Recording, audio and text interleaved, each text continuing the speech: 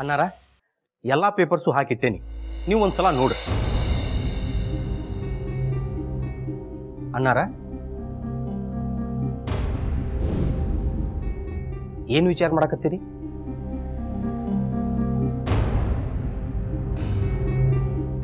ಹಿಂಗ ವಿಚಾರ ಮಾಡ್ಲಿಕ್ಕತ್ತಿದ್ದೆ ಕೃಷ್ಣಾಜಿ. ಪಾಪದ ಹುಡುಗಿ ಅದ ಅದು. ಆ ಹುಡುಗಿಗೆ ಎಲ್ಲಿ ತನಕ ಅನ್ಯಾಯ ಆಗ್ತದಂತ, ಮತ್ ಎದಕ್ಕ ಅಂತ ಒಂದು ಮುಗುಳ್ನಗೆ ಒಳಗ ಎಲ್ಲಾರನ್ನು ಗೆದ್ದು ಬಿಡ್ತದ ಆ ಹುಡುಗಿ. ಆದ್ರ ನಶೀಬ್ ಎಷ್ಟು ಕೋಟ ಅದ ನೋಡ್ರಿ. ವಿಧಿ ಆ ಹುಡುಗಿ ಜೀವನದಾಗ ಹೆಂಗೆಲ್ಲ ಆಟ ಆಡ್ಲಿಕ್ಕತ್ತದ. ಅವತ್ತು ಮೊದಲ ಸಲ ಆ ಹುಡುಗಿ ನೋಡ್ರಿ.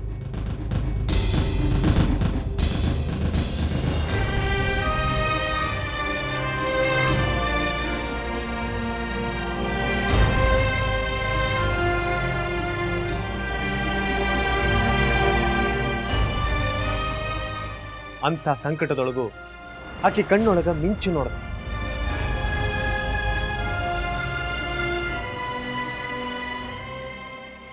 ಅವತ್ತ ಹೇಳಿದ್ದೆ ಕೃಷ್ಣಾಜಿ, ಆಕೆಗೆ ಬದುಕಬೇಕು ಅನ್ನೋ ಛಲ ಬಾಳದ ಅಂತ. ಬಾಳ ಜನ ಹಂಗಿರುವುದಿಲ್ಲ ಕೃಷ್ಣಾಜಿ. ಸ್ವಲ್ಪ ಕಷ್ಟ ಬಂದ್ರೆ ಸಾಕು, ನಡಗ್ತಾರ, ಸೋತ್ ಹೋಗ್ತಾರ. ಆದ್ರೆ ಗಂಗಾ ಯಾವತ್ತೂ ಹಂಗಿಲ್ಲ. ಹಿಂದೂ ಇರಲಿಲ್ಲ, ಇವತ್ತೂ ಇಲ್ಲ. ಅದೇನೋ ಗೊತ್ತಿಲ್ಲ ಕೃಷ್ಣಾಜಿ, ಯಾವುದೋ ಋಣದ್ಕೊಂಡಿ ನಮ್ಮಿಬ್ಬರ ನಡುವೆ ಜೋಡಿಸ್ಕೊಂಡ್ಬಿಟ್ಟದ. ಹೌದಣ್ಣಾರ, ನೀವು ಹೇಳೋ ಮಾತು ಭಾಳ ಖರೆ ಅದ. ಆ ಹುಡುಗಿಗೆ ಭಾಳ ತಿಳುವಳಿಕೆ ಅದ.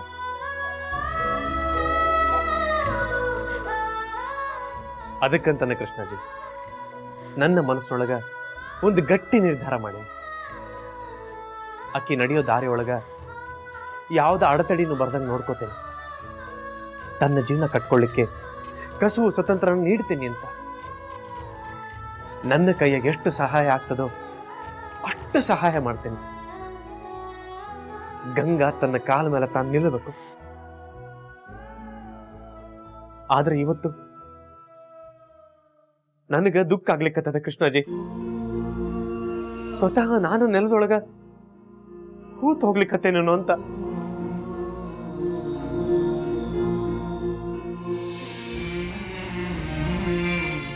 ನಾನ ಮಾಡ್ಕೊಂಡ ನಿರ್ಧಾರ ನಾನ ಹೊಸ್ಕಾಕ್ಲಿಕ್ಕತ್ತೇನೇನೋ ಅಂತ ಸಂಕಟ ಆಗ್ಲಿಕ್ಕತ್ತದ.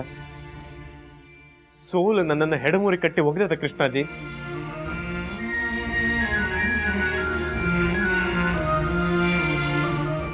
ಗಂಗಾ ತನ್ನ ಅಣ್ಣೋರ್ ಮೇಲಿಟ್ಟು ನಂಬಿಕೆನ ನನ್ನಿಂದ ಉಳಿಸ್ಕೊಳ್ಳಿಕ್ಕೆ ಆಗವಲ್ದು.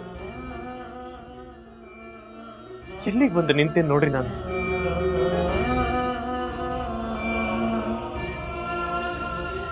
ಮೊದಲು ಸ್ಕೂಲ್ ಅಂದ್ರ ಹೆದರಿ ಓಡ್ತಿದ್ಲು.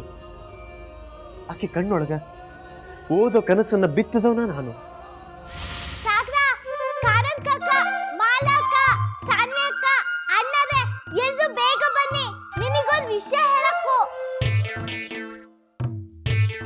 ಏನದ್ ಗಂಗಾ, ಹಂಗ್ಯಾಕೆ ಎಲ್ಲಾರನ್ನು ಕರಿಲಿಗತ್ತಿ? ಏನದ ಅಂತ ಸುದ್ದಿ? ನಿಂಗೂ ಗೊತ್ತಿರೋ ವಿಷಯನೇ. ಅಕ್ಕಗೆ ಅಣ್ಣದ್ಗೆ ಎಲ್ರಿಗೂ ಬರಕ್ ಹೇಳಿದ್ದಿ, ಅವರು ಬಂದ್ ನಾ ಹೇಳ್ತೀನಿ. ಏನ್ ಹೇಳಿ ಕರ್ದಾಳು ಏನೋ.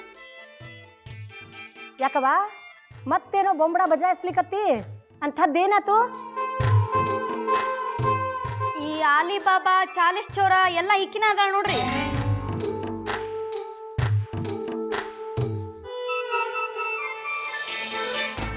ಯಾಕವ ರಾಣಿ, ನಾವೇನು ಇಲ್ಲಿ ಕೆಲಸ ಇಲ್ದ ಕೂತಿಲ್ಲ. ಯಾಕೆ ಕರ್ದಿ? ಅಂಥದ್ದೇನಿತ್ತು? ಲಗುನ ಹೇಳು.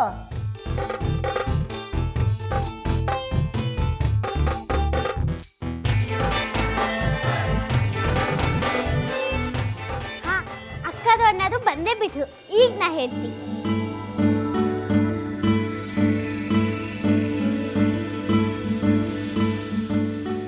ಏನ್ ಮಂಗಳ?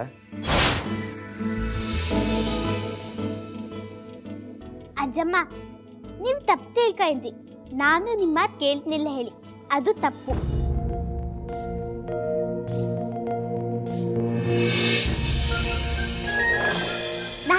ಯಾವತ್ತೂ ಮಾಡ್ತಿಲ್ಲ. ನಿಮಗೆ ಸಿಟ್ಟು ಬರೋ ಅಂತ ಕೆಲಸ ನಾ ಯಾವತ್ತೂ ಮಾಡಿಲ್ಲ.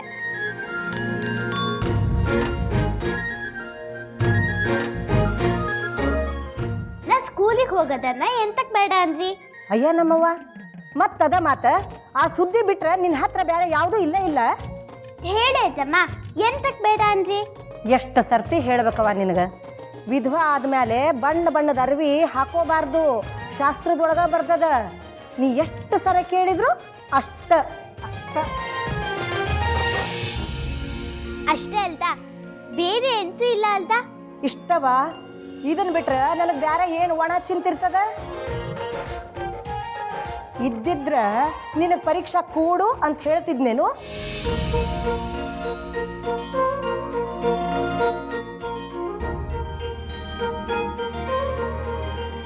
ಹಾ, ಅದನ್ನ ನಾನು ಹೇಳ್ತಿದ್ದಿ. ನಿಮ್ ಮಾತು ನಾ ಆಗ್ಲೇ ತಿಳ್ಕಂಡಿ. ನಿಮ್ಗೆ ಬಣ್ಣದ ಯೂನಿಫಾರ್ಮ್ ಹಾಕೊಳ್ಳೋ ಬಗ್ಗೆ ಚಿಂತೆ ಇದ್ದು, ನಾ ಸ್ಕೂಲಿಗೆ ಹೋಗೋದು ಬಗ್ಗೆ ಅಲ್ಲ ಅಲ್ದ?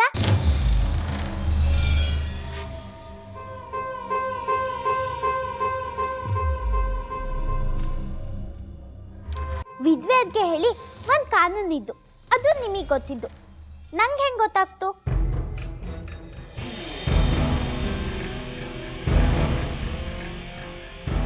ನೀವ್ ಹೇಳಿದ್ದಕ್ಕೆ ನಂಗೆ ಗೊತ್ತಾಯ್ತು. ಯೂನಿಫಾರ್ಮು ಬಿಳಿದಿರಕ್ಕೂ, ಉದ್ದುದ್ದ ಇರಕ್ಕೂ, ಮೊಣ್ಕಾಲ್ಗಿಂತ ಕೈಲಾಗಿರಕ್ಕೂ ಅಲ್ದಾ?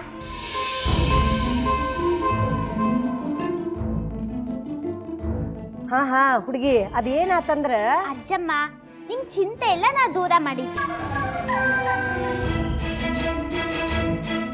ನಾನು ಒಂದ್ ಸ್ಕೂಲ್ ಹುಡುಕಿದ್ದೆ, ಅದು ಇಲ್ಲಿಂದ ಸ್ವಲ್ಪ ದೂರ ಇತ್ತು. ಅಲ್ಲೆಲ್ಲರೂ ಬಿಳಿ ಬಟ್ಟೆನ ಹಾಕಬತ್ತ, ಬಣ್ಣದಲ್ಲ.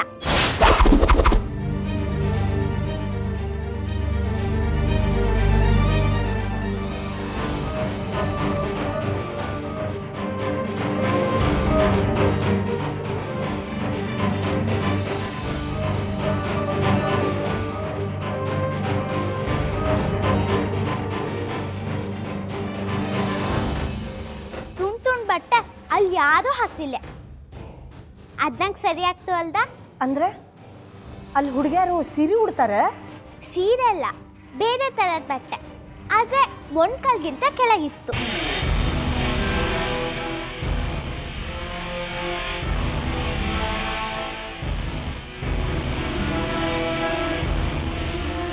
ಬೂಟು, ಬೆಲ್ಟು ಎಲ್ಲದೂ ಬಿಳಿ ಬಣ್ಣನೇ ಇತ್ತು, ಬೇರೆ ಯಾವ ಬಣ್ಣನೂ ಇಲ್ಲ.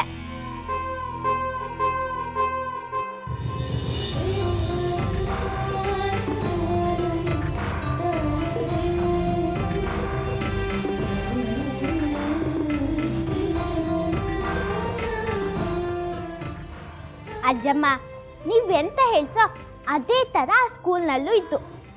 ಈಗ ನಾ ಸ್ಕೂಲಿಗೆ ಹೋಗ್ಲಕ್ಕೂ ಅಲ್ದ, ನೀವು ಬೇಡ ಅಂತಿಲ್ಲ ಅಲ್ದ?